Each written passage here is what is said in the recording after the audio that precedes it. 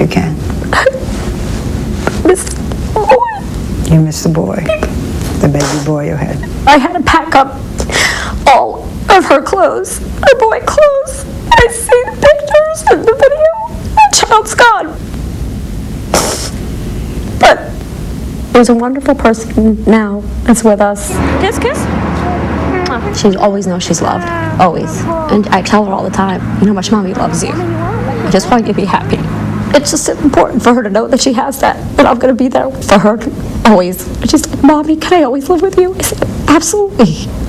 And that's like a security blanket for her to know that she has us, no matter what. Finally, Jazz felt comfortable enough to sing me a song. Whatever critics may say, if you think this child at age 6 doesn't realize what she may have to go through, just listen. In my own little corner, in my own little chair, I can be whatever I want to be. On the wings of my fancy, I can fly anywhere, and the world will open their arms to me. I don't know the rest. Oh, but that's wonderful. That's wonderful. Oh, that's beautiful. For some transgender children, life is far from a song. When we come back, Riley's story, a troubled 10-year-old who was born a boy and lives as a girl. He said, Mom, I'm so mad at God. And I said, you are? Why? He said, because God made a mistake. He made me a boy, and I'm not a boy, I'm a girl, Mom. Next.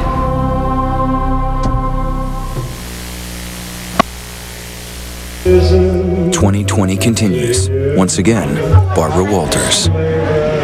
This is the marinara. This is the necklace. Now I'm gonna get everything heated up. It's Christmas Day in the home of Stephanie and Neil Grant.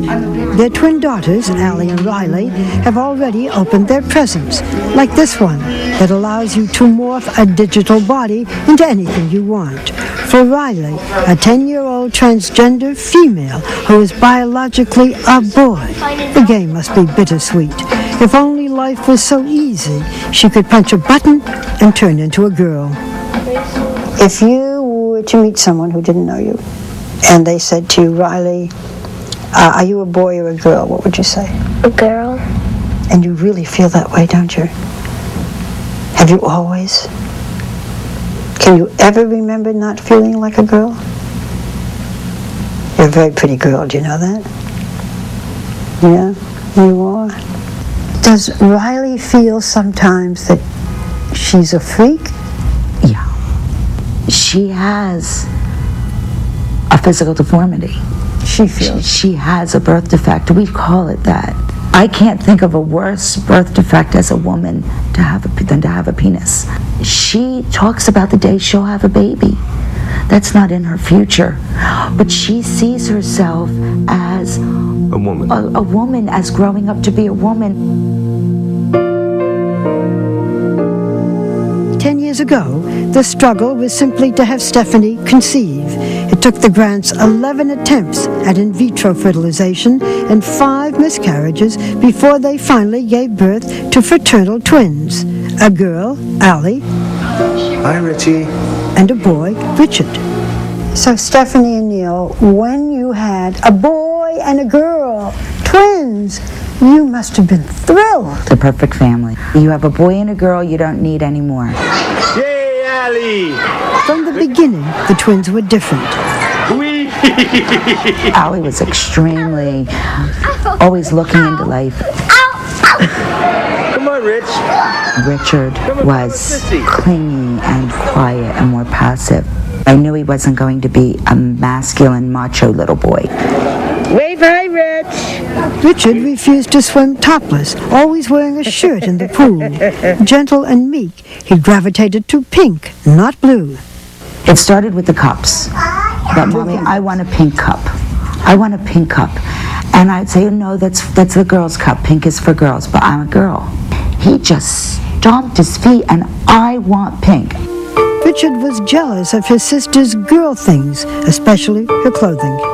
We were getting dressed, and he wanted to wear a dress. He wanted to be pretty like his sister. At 2? At 2. 2.5. I want a dress. I'm a girl, Mommy. I'm a girl. And I'd say, no, honey, you're a boy. You have a penis. You're a boy. Allie's a girl. And what happened? His facial expression would change. He'd get sad, and he just wanted to be pretty like a girl was pretty. Do you remember how you felt? I think I was kind of dumbfounded because how someone so early in life could discern for themselves what they wanted to be. Then an incident in the bathtub convinced the Grants just how seriously confused their son was about his gender identity. So I left the room, and when I came back, Richard was standing there very innocently with a nail clipper, and he was holding it to himself, and it was closed. It's a cringing thought, and that's exactly what I did. Buddy, what are you doing? What are you doing? And he just looked up at me with these eyes, and he said, Mommy, it doesn't go there. He was going to cut it off, cut his penis off? Stephanie. That's at 2.5. In my mind, I knew right there's something going on. The Grants needed help, so they turned first to their doctor. What did your pediatrician say? I don't know what to tell you. And I think you have to teach him to be a boy. You gotta put him on the track, honey. So the Grants encouraged Richard to play with boy toys and do boy things, but to no avail. It's a microwave like Mommy's, huh? Richard even refused to attend his own birthday parties, knowing he would only get boy presents. The worst time was Christmas. It got more exasperating for him when he looked over and saw his sister's things, the things that he wanted. So here you are with this little boy rejecting everything male. At what point did you allow him to dress as a girl? At about 3 years old. They called it girl time. Richard could dress up in his sister's clothes, but only when his father Neil was out of sight. The secret between mother and son went on for months. So I took him shopping by himself. And you bought him And we bought his own skirt and his own little tank top because that little girl trapped inside was so happy when this would happen, but we knew we had to hide it. And his own pair of Barbie sandals. And we hid them in the back of the closet. So Neil, when you found out that your wife was dressing your little boy as a girl, what'd you do? I said I didn't believe in it, and I didn't know where this was going to lead to. And you didn't want it. And I didn't know. I did not want it. Richard's double life put a strain on their marriage. They almost separated. But Stephanie was undeterred. Richard, now 4, was going to school as a boy, but wanted to be a girl full-time. At night, you heard Richard's prayers in the middle of all of this. What was he saying? He said, Mom, I'm so mad at God. And I said, you are? Why? He said, because God made a mistake. He made me a boy, and I'm not a boy, I'm a girl, Mom. And he says, every night I pray that God gives me a girl body, but when I wake up, I'm still a boy. He says, God won't take back his mistake, he won't make it right. Neil, what happened when you heard this? I don't want to put you through something that's this difficult. I need a few minutes. I'm sorry. Was there a point when Richard got so unhappy that you were afraid that he might do himself harm? He would say to me, I just want to die. I just want to jump out the window. Were you afraid he might? Oh, yeah. We locked the windows and checked the windows on a regular basis. And then at one point, he said to me, Mom, I wish I didn't exist. And I said, honey, you don't want to die. I would be so sad. And he said, no, Mommy. If I died, you would be sad. But if I never existed, you would never know. This is at 6. This is at 6 years old. Was there a point around this time when you thought, maybe I have a little boy who's gay? I thought possibly that he was a feminine boy. But there's a big difference, I think, between a child saying that I want to be a girl and a child saying that I am a girl. At home and at school, Richard was having panic attacks. We had an incident during homework where he had such a panic attack, he turned blue. And the next morning I just went into the principal and I sat in the office and I cried. I explained everything and she looked at me and she said, well, why can't he come to school dressed like a girl? I said, well, how can I do that? He's a boy. I can't send him to school dressed like a girl. And she says, why not? Finally, the school sent the Grants to a gender specialist who diagnosed Richard with gender identity disorder. What did you think, Neil? I was probably more confused then because I had no idea what that meant. Did you understand what transgendered meant? No, I just said, oh my God, we're not making this up.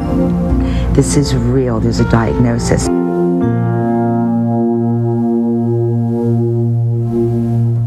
That diagnosis was just the beginning of even more heartache. Riley would face hurtful teasing and bullying and the anguish of trying to be accepted for whom he feels he is, a girl. Some people call me a boy. And then how do you feel? Angry. That's next.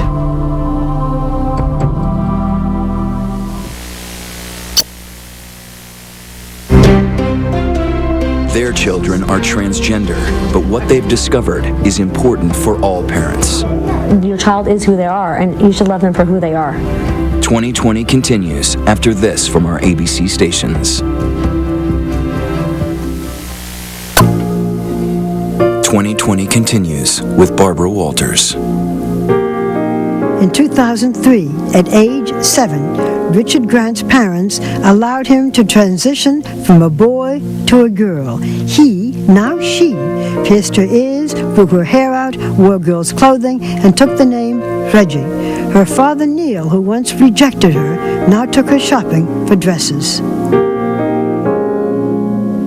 I saw the look on her face. Yeah, you understood. Yes. Then, to her great relief, Reggie's mother, Stephanie, found an internet support group for transgender children. There was a small network of moms with these little children. With the same experience? With the same, almost like we were telling each other's story. These were girls into boys and boys into girls? Yes. Reggie eventually changed her name legally to Riley, but when she showed up at school in the 3rd grade, wearing a dress, her life became increasingly difficult. She had to use the nurse's bathroom, and the bullies had a field day. It became a nightmare. It was horrible. She was known as the girl with a dick. The girl with a dick. Yes. And she's still bullied. That's the way things are to this day. To this day. There's more trees. Does her sister, Alec, does she get bullied? She says, Mom, I'm scared if the kids find out they won't be my friends. So there's always a fear, an underlying fear of what if this comes out? And is Riley scared? Yes. Of what? Riley believes that the only kids who like her are the ones that don't know. Stephanie says the most difficult time for a transgender child is when they're alone with their body, like the time she pulled back the shower curtain. And there he is standing there washing his hair with one hand and had a washcloth over his private area with another. He was hiding from himself. He didn't want to see his own body. I hear that you have a snake. When Riley and I first sat down, she was cautious but talkative, especially about her 4-foot pet snake. It lives in my room and I sleep with it. Riley! But when the conversation turned to her gender, a very different child emerged. Riley, when you were very young, what did you want people to know that they didn't know? I was a girl. How did the other kids treat you? The same, except some people call me a boy, but I just tell them to shut up. And what do they do? Call me an idiot and I call them dum-dum. And when you say that, what do they say? They say, no, you're a boy. And then how do you feel? Angry. When I sat down with Riley, I had no idea what to expect. Oh, don't. And when she dissolved into tears, I found myself no longer a reporter, but her comforter. I know how hard it is. One needs to understand that this is a child on the verge of adolescence, a child who hates her body. I know. Can we talk about your dumb